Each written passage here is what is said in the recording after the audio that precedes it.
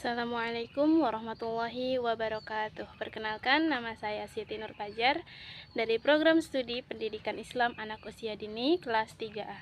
Di sini saya akan menceritakan tentang sejarah Islam Syekh Kuro di Karawang. Syekh Kuro atau Syekh Qurratul Ain atau Syekh Hasanuddin atau Syekh Mursyahadatillah adalah putra seorang ulama besar dari negeri Camak yang bernama Syekh Yusuf Siddiq.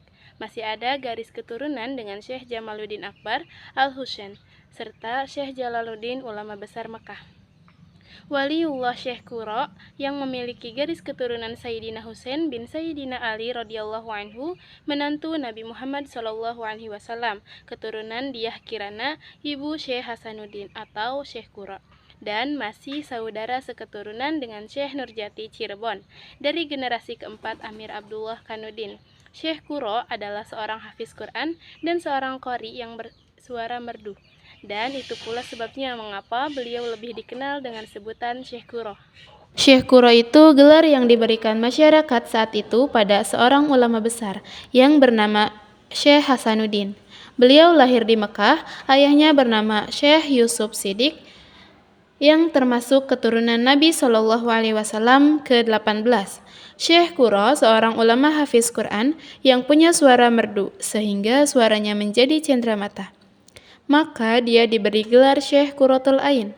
Syekh Kuro pertama kali menyebarkan Islam ke daerah Champa, Kamboja. Sebagian besar penyebaran Islam di sana tidak berhasil. Akhirnya melalui Laut Sunda, Kelapa atau Laut Jawa pada tahun 1409 Masehi mendarat di pelabuhan Muara Jati, Cirebon. Di sana disambut baik oleh masyarakatnya yang bernama Ki Gedai Tapa dan istrinya bernama Imas Rata Keranjang, serta punya putri yang namanya Subang Lara. Ki Gedai Tapa beserta istrinya, karena Syekh Kuro baik, sopan, ramah, dan ilmunya tinggi, dan kerap menyampaikan syiar Islam, juga mudah dimengerti. Akhirnya, Ki Gedai Tapa beserta keluarga dinyatakan memeluk agama Islam. Dan masyarakat di pelabuhan Muara Jati Cirebon juga banyak yang dinyatakan memeluk agama Islam. Tetapi penyebaran Islam di sana ketahuan oleh Raja Pajajaran yang pada saat itu sebagai penguasa Prabu Anggalara. Kemudian Syekh Kuro diusir supaya meninggalkan Cirebon. Akhirnya, Syekh Kuro pergi meninggalkan Cirebon, tetapi putrinya Ki Gedai Tapa yang bernama Subang Lara yang berusia 9 tahun ingin meningkatkan ajaran Islam. Akhirnya, beliau ikut beserta Syekh Kuro dan mendarat di pelabuhan Tanjung Pura. Di sana diberi izin oleh tokoh masyarakat Karawang yang bernama Ki Gedai Karawang, diberi izin tempat tinggal, mushola untuk ibadah, dan sampai sekarang yang disebut Masjid Agung Karawang, itu merupakan peninggalan Syekh Kuro pada tahun 1418 Masehi. Beliau datang di Karawang untuk menyebar agama Islam dengan menumpang armada Cheng Ho yang juga seorang muslim. Setibanya di Karawang, Syekh Kuro turun di pelabuhan Pura Dalem Karawang. Sedangkan Cheng Ho dengan 278.000 orang prajuritnya berlabuh di pelabuhan Muara Jati, Cirebon.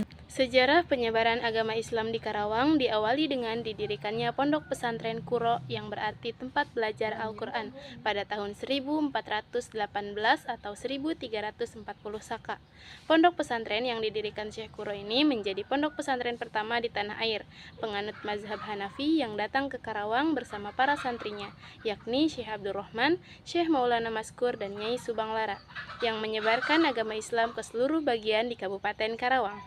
Jejak peninggalan sejarah perkembangan Islam di Kabupaten Karawang kini dapat dilihat di Desa Pulau Kelapa, Kecamatan Lemah Abang di bagian utara Karawang, yang menjadi tempat Syekh Kuro bersama istrinya Ratna Sondari dan santrinya Syekh Bentong menyebarkan agama Islam dan bermunajat kepada Allah Subhanahu wa taala.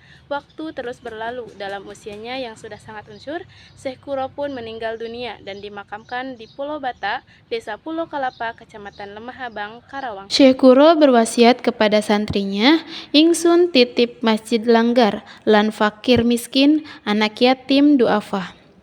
Maka penerus perjuangan penyebaran agama Islam di Pulau Bata diteruskan oleh Syekh Bentong sampai akhir hayatnya dan juga dimakamkan tidak jauh dari makam Syekh Kuro. Masjid Agung Syekh Kuro, jika dilihat tahun pembuatannya, merupakan masjid pertama yang didirikan di Pulau Jawa pada tahun 1418 Masehi, dan pada waktu itu perkembangannya di Karawang masih kota pelabuhan. Sebelum pelabuhan Sunda Kalapa di Jakarta, di Karawang ada pelabuhan Sundapura, dan itu tidak jauh dari sekitar Masjid Agung, pertemuan antara Sungai Cibeet dan Citarum, yang sekarang sudah menjadi perumahan dan persawahan. Kemudian perkembangan didirikan oleh Syekh Kuro, kemudian perkembangannya pada tahun 1635 oleh Bupati Karawang yang pertama, yaitu Adipati Singaperbangsa, pernah diperbaiki yang awal bentuknya seperti masjid di Demak, Cirebon, Banten, pakai pudar perundak,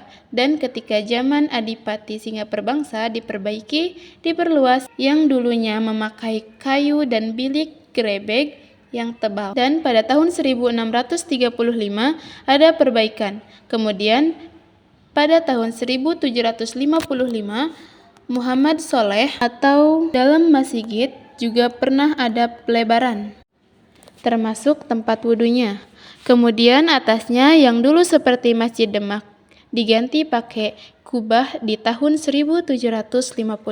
Masjid tertua di Pulau Jawa telah mengalami 3 kali perombakan, yaitu pada zaman Adipati Singaperbangsa, Raden Mangkutohir Mangkudejoyo, yang kemudian dibenahi lagi pada zaman Bupati Sumarno Suradi atas persetujuan para ulama dengan luas 2.230 meter persegi dari awalnya 9 kali 9 meter persegi, titik Masjid Agung Syekh Kuro Karawang yang kini berdiri megah di pusat kota Karawang, Jawa Barat.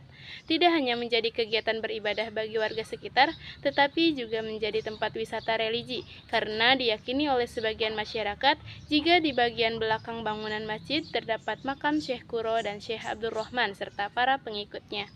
Oleh karena itu, setiap malam Jumat di Masjid Agung Syekh Kuro biasanya digelar tawasul sebagai bentuk ketawakalan atau kerendahan hati seorang hamba di hadapan Allah Subhanahu wa Ta'ala, khusus di makam Syekh Kuro dipimpin oleh Ketua DKM Masjid Syekh Kuro, yaitu Haji Acep Jamhuri. Wujud kecintaan masyarakat kepada Waliullah Syekh Kuro yang mengantarkan para peziarah dari berbagai daerah untuk tawasul di 2 tempat yang dianggap keramat, yakni Pulau Bata dan Masjid Agung Syekh Kuro, sebagai petilasan Syekh Kuro, karena sesungguhnya sebagian orang juga berpendapat bahwa makam Syekh Kuro sendiri tidak diketahui di mana keberadaannya. Wallahu a'lam. Sekian cerita singkat dari perjalanan sejarah Islam Syekh Kuro di Karawang. Kurang lebihnya saya mohon maaf. Wassalamualaikum warahmatullahi wabarakatuh.